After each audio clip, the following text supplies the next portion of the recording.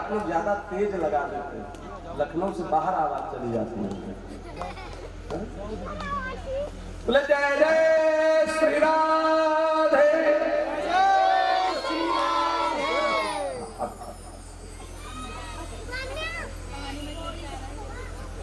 आप सोचते होंगे आप तो माइक में बोल रहे हो इसलिए इतना तेज। महाराज माइक में भी 5 घंटे बोलो तो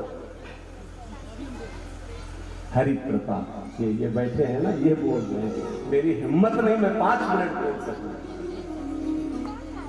ये बैठे तो क्या हुआ, ठाकुर जी के लिए बनी बनाई गृहस्थी छोड़ दी महाराज। हाँ, वृंदावन में आए हैं भगवान, थोड़े बड़े हो गए तो भगवान ने क्या कहा मैया से, मैया गैया तो बड़ी होती हैं, बछड़े तो छोटे होते हैं। बोले हाँ, तो बोले हम बछड़ा चराने जा सकते हैं। आज भगवान छोटे छोटे बछड़ों को चराने के लिए गए, उसमें एक राक्षस आ गया वत्सासुर बन करके, भगवान ने उसका भी संहार कर दिया। और फिर बड़ा दिव्य 1 वर्ष बाद महीना आया, कार्तिक का यही परम पवित्र महीना, कार्तिक शुक्ल पक्ष की अष्टमी आई और भगवान नारायण ने क्या किया, एक गौ को सामने रख करके उसका तिलक कर रहे हैं, उसको माला पहना रहे। मैया आई, मैया से कहते हैं, मैया ने कहा लाला क्या कर रहा है? बोले ये गौ है ना, मेरा गोधन है महाराज, गौ भी एक धन है हमारा, हम इसकी अर्चना कर रहे हैं, वंदना कर रहे हैं, पूजन कर रहे हैं। आज अष्टमी की तिथि को जो गौ की पूजन करता है बड़ा पुण्य होता है, और उसी गोपाष्टमी से इस कार्यक्रम का शुभारंभ हुआ। आज गोपाष्टमी को पूजा करके भगवान गौ पालन प्रारंभ किए हैं, इसलिए भगवान का नाम क्या पड़ा, गोपाल। बोले गोपाल भगवान की। और वहां एक बकासुर नाम का राक्षस आया। बकासुर कौन है महाराज? बकासुर बहुत बड़ा विशाल बगुला है, कंस के द्वारा भेजा गया। और गुरुदेव सुखदेव जी महाराज कहते हैं ये बकासुर और कुछ नहीं है। बोले क्या है? जीवन में जो पाखंड है वही बकासुर है। बगुला कैसा होता है? जल में खड़ा रहता है। कैसे खड़ा रहता है? एक पैर से खड़ा रहता है। जैसे बड़ा तपस्वी है, एक पैर से खड़ा होकर के तपस्या करता है, और जो ही चोंच के आसपास कोई जीव जंतु मछली आया वैसे ही उसको महाराज ग्रहण कर लेता है।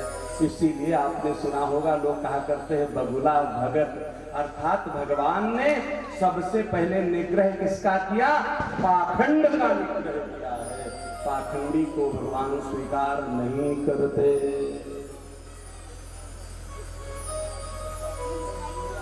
इसलिए जीवन में जितना हो उतना सत्य का आचरण करिए, जो चित्र में हो वही चरित्र में हो। चित्र और चरित्र में अंतर होगा, जीवन महाराज बिगड़ जाएगा, संभाल नहीं सकेंगे। आदरणीय सुखदेव जी महाराज कह रहे हैं, आज कृष्णवर्षेर संख्या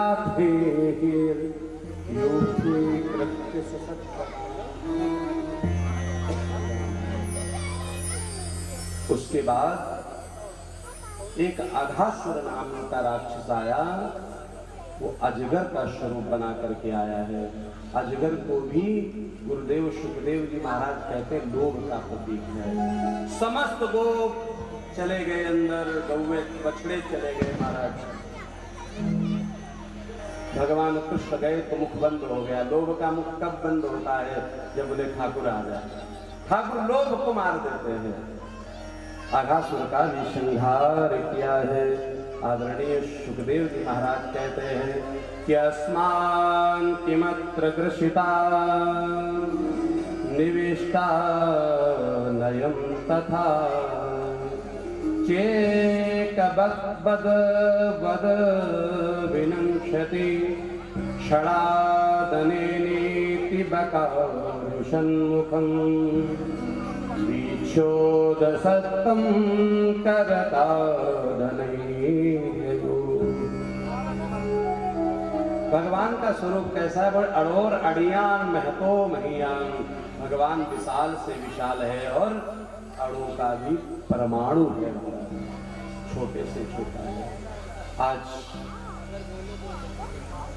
भगवान एक चटाई बिछा करके बैठ गए हैं महाराज। चारों तरफ से समस्त सखा बैठे हुए हैं। कैसे?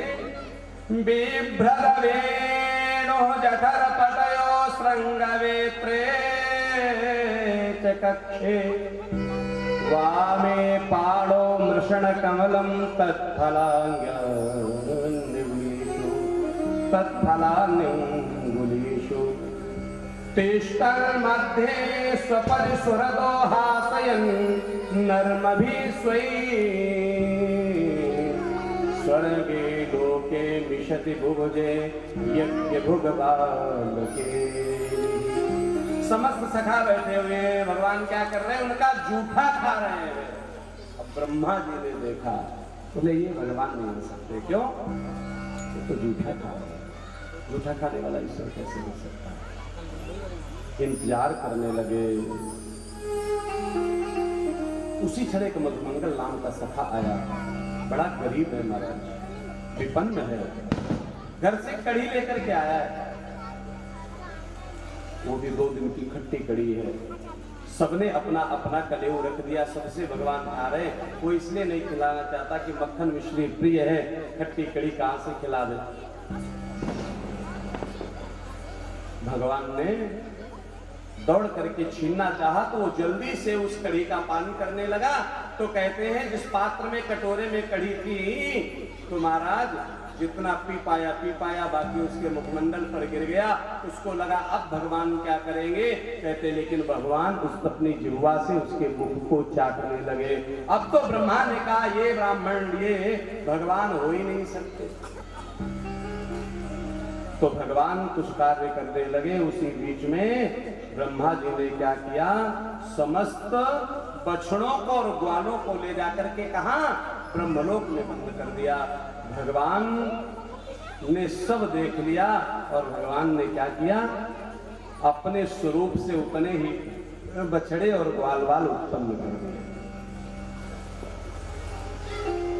बलदाऊ जी ने देखा कि आजकल ये जो गौएं हैं ना अपने बछड़ों को अत्यंत प्रेम कर रही हैं। ये जो माताएं थी ना गोपियां अपने बालकों को डांटती रहती थी, गोप ग्वालों को आजकल कुछ नहीं कहती हैं। शंका हो गई, कृष्ण को बुलाया, कंधे पर हाथ रखा, बोले लाला पूर्व जन्म में हम छोटे थे तो कुछ नहीं पूछ पाते थे, लेकिन इस जन्म में तो बलदाऊ बड़े बन करके आए हैं, जरा बताओ रहस्य क्या है। तो कृष्ण कहते हैं जब मैया यशोदा मुझे वात्सल्य करती है ना तो ये गोपांगनाएं बार बार चिंतन करती हैं ये कृष्ण कहीं मेरा लाला होता तो जब इन ग्वालों का हरण हो गया तो अपने अंश से मैं सबका लाला बन गया हूँ। ये गौएं भी सोचती हैं कृष्ण कहीं मेरा बछड़ा बन करके आ जाए, इसलिए ब्रह्मा ने जो बछड़ों का हरण किया ना इन गौओं को आनंद देने के लिए मैं इनका बछड़ा बन गया।